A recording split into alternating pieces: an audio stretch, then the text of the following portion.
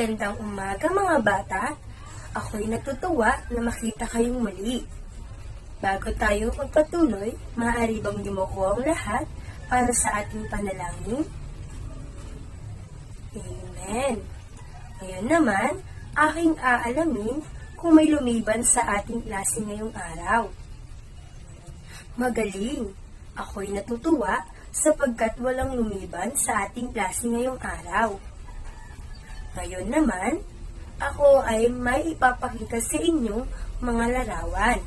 Ito'y inyong suriin ng mabuti. At pagkatapos, ako ay may katanungan sa inyo. Ito ang mga larawan. Ano-ano ang iyong mga nakikitang larawan? Ano-ano ang kalagahan ng mga ito sa kabuhayan ng mga lalawigan at rehiyon? Magaling! Base sa mga larawan, ano sa tingin ninyo ang ating tatalakayin ngayong araw? Mahusay! Ang iyong nagsasagot ay malapit sa kung ano ang ating tatalakayin. Sapagkat ang ating tatalakayin ngayong araw ay tungkol sa kahalagahan ng infrastruktura sa kabuhayan ng mga lungsod o bayan sa rehiyon. Kahalagahan ng infrastruktura sa kabuhayan ng mga lalawigan. Ano nga ba ang infrastruktura? Ang infrastruktura ay tumutukoy sa mga yamang pisikal o estruktura na gawa ng tao na ginagamit upang mapadali ang komunikasyon, transportasyon, paggalaw ng tao, at daloy ng mga produkto at serbisyo sa kabuuan ng ekonomiya.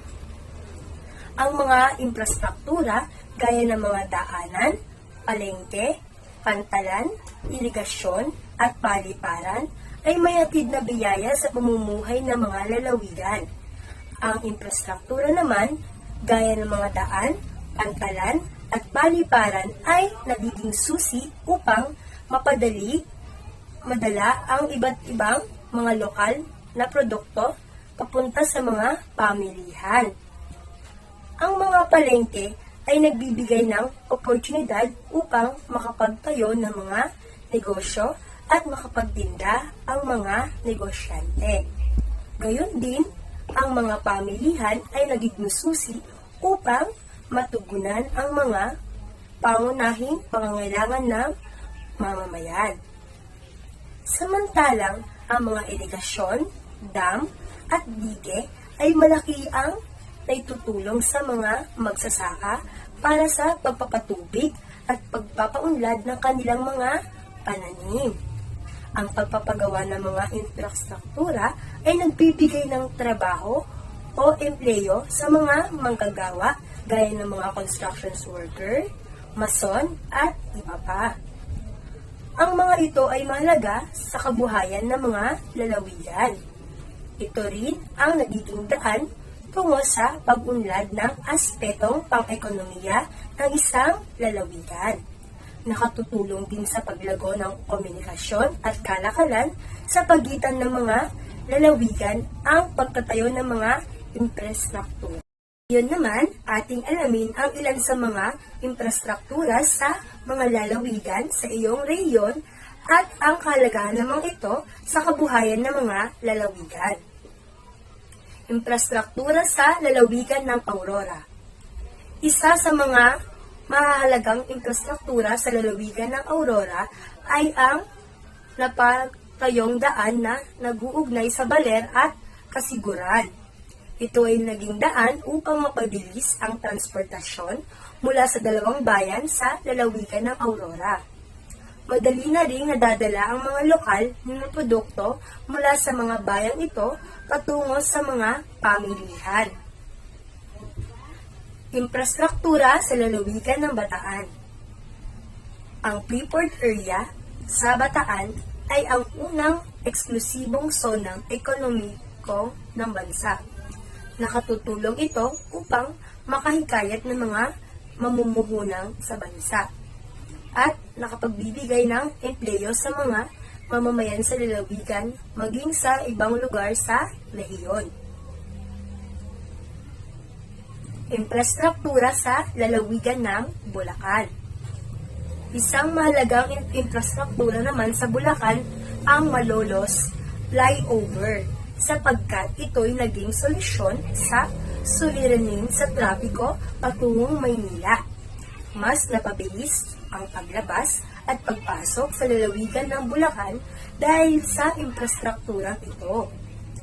Nakabawas ito sa oras na ginugugol sa biyahe na nadadagdagan naman sa oras ng paggawa.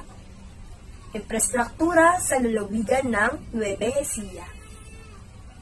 Ang Pantambangan Dam sa Pantambangan, Nueva Ecija ay nagbibigay ng tustos sa tubig para sa irigasyon ng mga sakahan at sa pagpaproduce ng kuryente. Ang imbakan ng tubig naman nito, ang lawa ng Pantambangan, ay nakatutulong upang maiwasan ang pagbaha at nagsisilbing palaisdaan din. Infrastruktura sa lalawigan ng Pampanga. Naging mabilis ang transportasyon sa loob at labas ng bansa dahil sa paliparang pandaigdig ng Clark na matatagpuan sa Clark Freeport Zone, Pampanga. Nakatutulong din ito upang maayos at ligtas na makalapag ang mga eroplano. Nagkaroon din ng pagkakataon sa empleyo ang mga mamamayan dahil dito. Infrastruktura sa lalawigan ng Tarlac. Ang pagpapatayo ng Tarlac, Pangasinan, La Union Expressway o TPLEX ay isa sa mga mahalagang infrastruktura sa lalawigan ng Tarlac. Napabilis ang biyahe ng mga motorista at mga ngalakal sa humigit kumulang 2 oras mula Tarlac patungong La Union. Tarlac, Pangasinan, La Union Expressway, nakapagbigay ito ng empleyo o TPLEX sa mga tao, maliban pa sa mga naitayong negosyo sa kahabaan ng TPLEX. Ito ay dumagdag sa pagpapaunlad ng lalawigan ng Tarlac at mga karatig lalawigan sa rehiyon at ng bansa. Infrastruktura sa lalawigan ng Zambales. Ito ay daang nagdurugtong sa lalawigan ng Pangasinan at Zambales. Mas nagiging mabilis ang paglalakbay sa rutang ito. Naging atraksyon din ito sa mga turista dahil sa magandang tanawin ng liko-likong daan sa ibabaw ng bundok. Ang patuloy na konstruksyon din ng daang ito ay nakatutulong upang mabantayan at mahuli ang mga iligal na magtotroso. Ilan lamang ito sa mga infrastruktura na matatagpuan sa iba't ibang lalawigan sa rehiyon. Kung titingin kayo sa inyong paligid, napakarami ng pagbabagong pang-infrastruktura na nagagawa hindi lamang sa inyong rehiyon, maging sa buong bansa. Ang mga infrastrukturang ito ay may kahalagahan sa kabuhayan ng mga lalawigan gaya ng mga nasabi sa unang bahagi ng talakayang ito. At ngayon naman, tayo ay magkakaroon ng unang aktibidad. Kumuha ng sagutang papel at aking babasahin ang panuto. Panuto, pag-ugnayin ang mga lalawigan sa anay A sa mga infrastruktura nito sa anay B. Isulat ang letra ng tamang sagot sa sagutang papel. Sundan sa susunod na pahina. Kayo ay may 5 minuto sa pagsagot. Simulan na.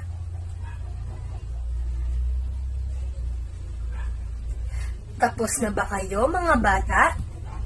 Kung gayon, ating iwawasto ang inyong naging kasagutan. Sino ang nais sumagot sa unang bilang? Magaling! Ang tamang sagot ay letter F. Sa ikalawa naman, mahusay. Ang tamang sagot ay letter G. At sa ikatlo, magaling. Ang tamang sagot ay letter E. At sa ikaapat naman, mahusay. Ang tamang sagot ay letter C. At sa ikalima, magaling. Ang tamang sagot ay letter D. At sa ika-anim naman, mahusay. Ang tamang sagot ay letter B.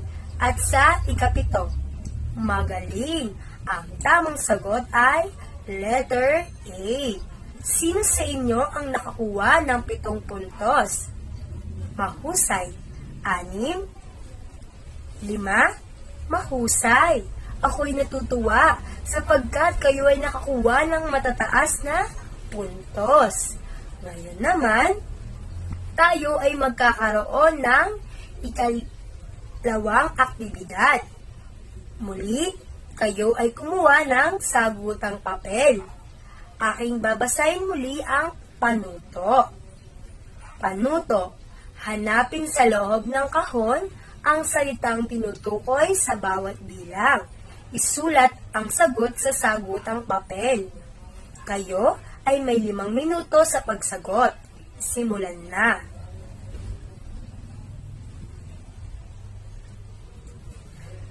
Tapos na ba kayo mga bata?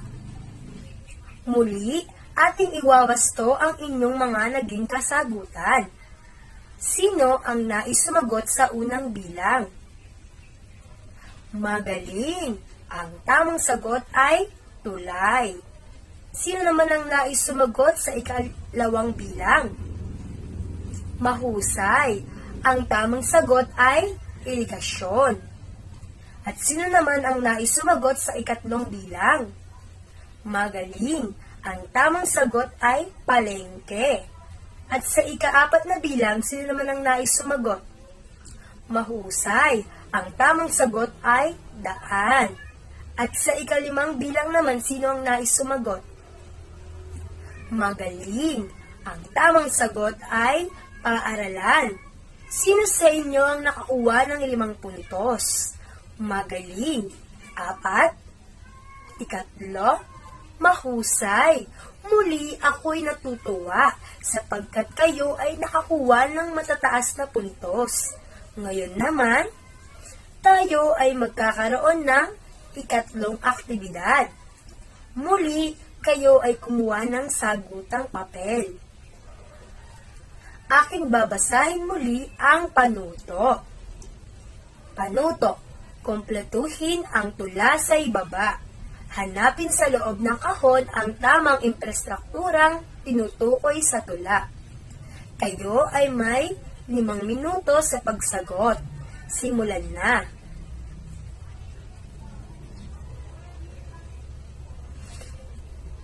Tapos na ba kayo mga bata? Muli ating iwawasto ang inyong mga naging kasagutan. Sino ang nais sumagot sa unang bilang? Magaling. Ang tamang sagot ay daan. Sa ikalawa naman, mahusay. Ang tamang sagot ay irigasyon. Sa pangatlo naman, magaling. Ang tamang sagot ay tulay. At sa ika-4, mahusay. Ang tamang sagot ay pamilihan. At sa panghuli naman, ano kaya ang sagot? Magaling. Ang tamang sagot ay paliparan. Sino sa inyo ang nakakuha ng 5 puntos? Magaling. 4. Ikatlo, mahusay. Muli ako'y natutuwa sapagkat kayo ay nakakuha ng matataas na puntos. Ngayon naman, tayo ay magkakaroon ng ika-4 na aktibidad. Muli kayo ay kumuha ng sagutang papel. Aking babasahin muli ang panuto. Panuto. Iguhit ang masayang muka kung ang larawan ay infrastrukturang nakatutulong sa kabuhayan ng mga lalawigan at malungkot na mukha naman kung hindi. Isulat ang sagot sa sagutang papel. Kayo ay may 5 minuto sa pagsagot. Simulan na. Tapos na ba kayo mga bata? Kung gayon, muli ating iwawasto ang inyong mga naging kasagutan. Sino ang nais sumagot sa unang bilang? Magaling! Ang tamang sagot ay masayang muka. Sa ikalawang bilang naman, mahusay. Ang tamang sagot ay masayang muka. At sa ikatlo naman, magaling. Ang tamang sagot ay malungkot na muka. At sa pang-apat, mahusay. Ang tamang sagot ay masayang muka. At sa panghuli naman, ang tamang sagot ay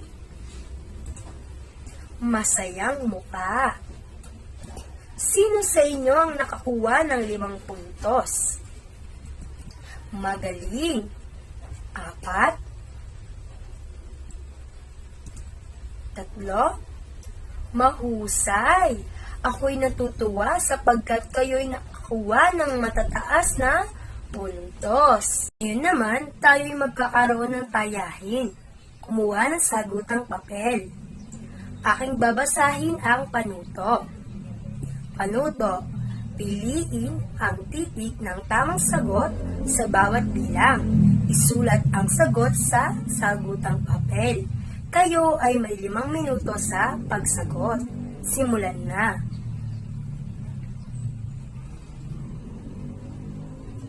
Tapos na ba kayo mga bata?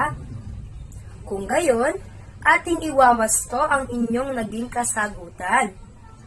Sino ang nais sumagot sa unang bilang? Magaling. Ang tamang sagot ay letter D. Sa ikalawa naman, mahusay. Ang tamang sagot ay letter B. At sa ikatlo naman, magaling. Ang tamang sagot ay letter D. At sa ika-4, mahusay. Ang tamang sagot ay letter D. At sa ika-5, magaling. Ang tamang sagot ay letter D. Ako'y natutuwa sapagkat kayo ay muling nakakuha ng matataas na puntos. Para sa ating pagwawakas, ano nga ulit ang infrastruktura? Mahusay.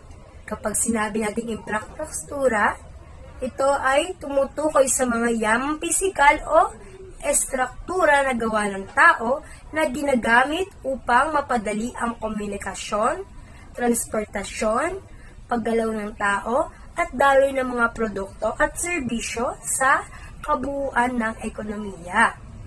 At sa ating pagtatapos, kayo ay kumuha ng kwaderno at inyong kopyahin ang inyong takdang aralin.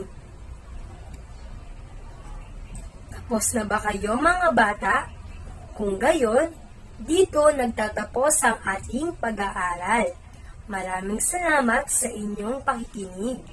Nawa, kayo ay madaming natutunan. Ako nga pala si Teacher Val. Hanggang sa muli nating pagkikita.